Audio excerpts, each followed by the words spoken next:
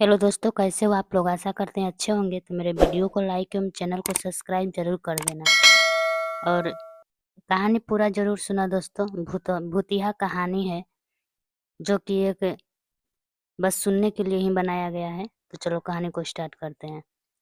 उत्तर प्रदेश के एक छोटे से गांव धनपुर में एक पुराना रास्ता था जिसे लोग पीपल वाला रास्ता कहते थे। दिन में वह रास्ता बिल्कुल सामान्य लगता था। खेतों में गुजरता, बीच में एक पुराना कुआं और किनारे पर विशाल पीपल का पेड़।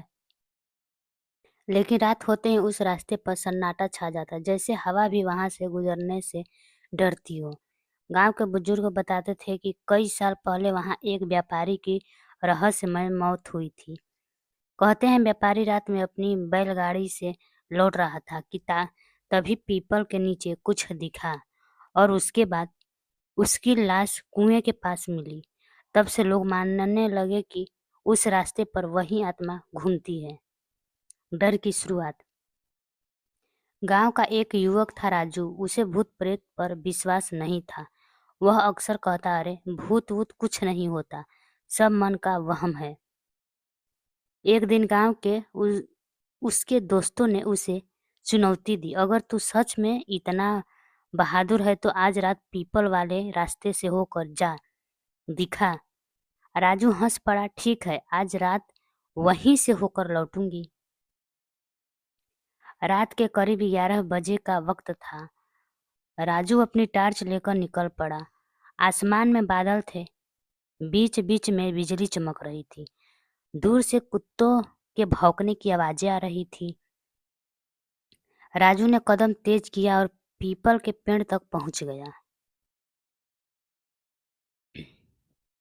अजीब सन्नाटा। पीपल के नीचे पहुंचते ही हवा जैसे रुक गई। टार्च की रोशनी झपकने लगी। पेड़ की शाखाएं अजीब ढंग से हिल रही थी, जैसे कोई अदृश्य चेहरा झांक रहा हो।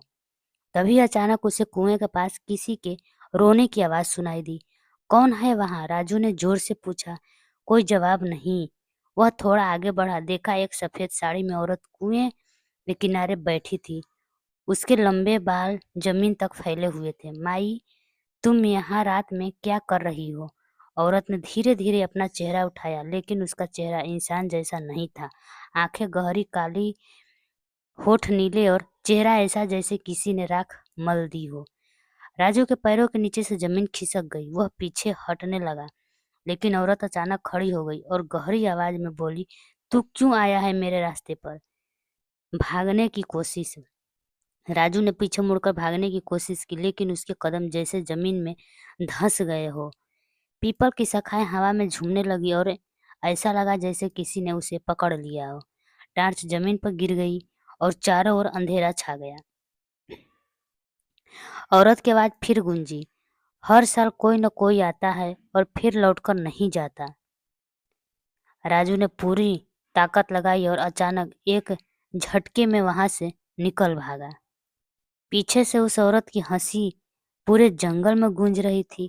हा हा हा।